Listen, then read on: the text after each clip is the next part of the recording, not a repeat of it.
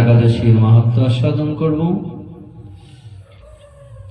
যুধিষ্ঠির বললেন, হে কৃষ্ণ, পৌষ শুক্লপক্ষে একাদশীর নাম কি, বিধি বা কি? কোন দেবতা ওই দিনে পূজিত হন এবং আপনি কার প্রতি সন্তুষ্ট হয়ে সেই ব্রতফল প্রদান করেছিলেন? কৃপা করে আমাকে সবিস্তারে তা বলুন।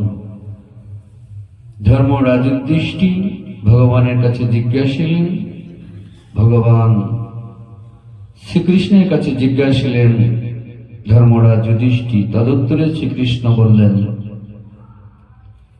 হে মহারাজ, এই একাদশী পুত্র নামে প্রসিদ্ধ, সর্বপাপ বিনাশিনী ও কামদা। এই একাদশীর অধিষ্ঠাত্রী দেবতা হলেন সিদ্ধিদাতা নারায়ণ। ত্রিলোকে এর মতো শ্রেষ্ঠ ব্রত আর নেই। এই ব্রতকারীকে নারায়ণ বিদ্বান ও যশস্বী করে তোলেন। এখন আমার কাছে ব্রতের মাহাত্ম্য শ্রবণ করুন। ভদ্রাবতী পুরীতে সুকেতমান নামে এক রাজা ছিলেন। তার রানীর নাম ছিল সব্যা। রাজ দম্পতি বেশ সুখে দিন যাপন করছিলেন।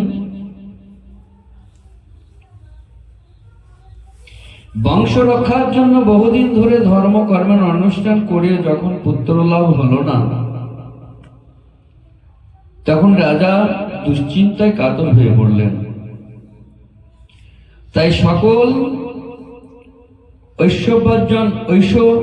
ঐশ্বর্যবান হয়েও পুত্রহীন রাজার মনে কোনো সুখী ছিল না। স্বাভাবিক,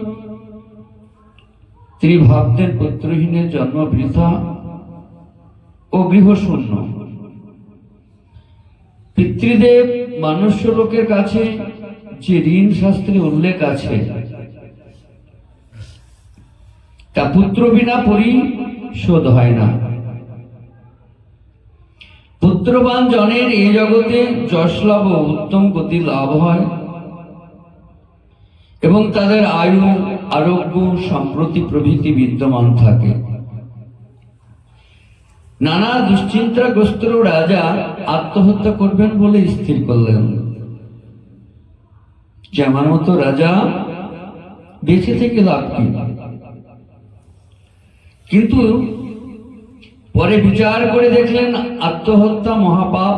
এর ফলে কেবল দেহের বিনাশ মাত্র হবে, কিন্তু আমার পুত্রহীনতা তো দূর হবে না। মহাপাপ আত্মহত্যা করা।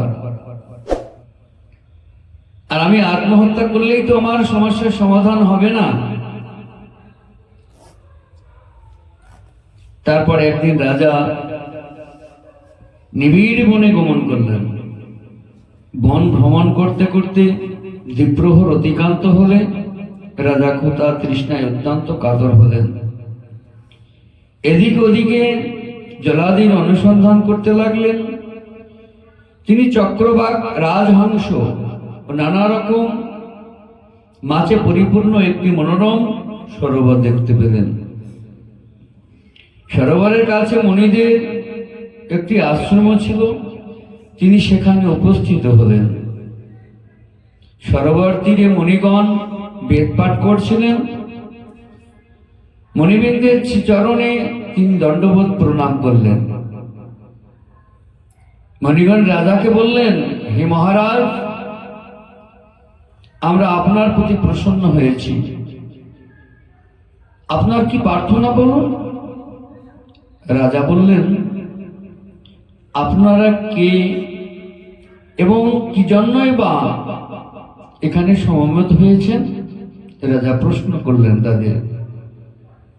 মুনিগণ বললেন, হে মহারাজ, আমরা বিশ্বদেব নামে প্রসিদ্ধ। মুনিগণ বললেন, আমরা বিশ্বদেব নামে প্রসিদ্ধ এই সরোবরে স্নান করতে এসেছি। আজ থেকে 5 দিন পরে মাঘ মাস আরম্ভ হবে। আজ পুত্রদা একাদশী তিথি। পুত্র দান করে বলেই এই একাদশীর নাম পুত্রদা। তাদের কথা শুনে রাজা বললেন, হে মুনি বিন্দু, আমি অপুত্র, তাই পুত্র কামনায় অধীর হয়ে পড়েছি। এখন আপনাদের দেখে আমার হৃদয়ে আশার সঞ্চার হয়েছে। এই দুর্ভাগা পুত্রহীনের প্রতি অনুগ্রহ করে একটু পুত্র প্রদান করুন। মুনিগণ বললেন, এ মহারাজ, আজ যে পুত্র একাদশী তিথি, তাই এখনই আপনি এ ব্রত পালন করুন। মুনিগণ বলল, হে রাজা, আজকেই সেই একাদশী তিথি, পুত্র একাদশীর তিথি, আপনি এই ব্রত পালন করুন। ভগবান শ্রীকৃষ্ণের অনুগ্রহে অবশ্যই আপনার পুত্র লাভ হবে।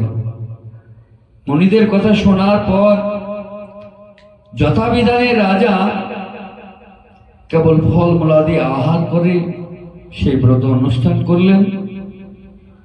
দ্বাদশী দিনে উপযুক্ত সময়ে শস্যাদি সহযোগে পালন করলেন।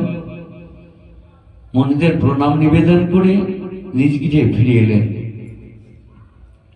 ব্রত প্রভাবে রাজার যথাসময়ে একটি তেজস্বী পুত্র লাভ হলো। হে মহারাজ, এ ব্রত সকলেরই পালন করা কর্তব্য। মানব কল্যাণ কামনায় আপনার কাছে আমি এই ব্রত কথা বর্ণনা করলাম। নিষ্ঠা সহকারে যারা এই পুত্র একাদশী ব্রত পালন করেন বা করবে, তারা পুত নামক নরক থেকে পরিত্রাণ লাভ করবে। আর এই ব্রত কথা শ্রবণ কীর্তনে অগ্নিষ্টম যজ্ঞের ফল পাওয়া যায়। পুরাণে এই মাহাত্ম্য বর্ণনা করা হয়েছে। তাহলে পরে বিধাতা এমন কোন খারাপ কর্ম তার ছিল যে পুত্রহীন ছিল, সেই কারণে বিধাতা হয়তো তাকে সন্তান প্রদান করেনি। কিন্তু মুনিগণ বলল যে তুমি আজকের যে পুত্রদা একাদশী পুত্র প্রদান করে,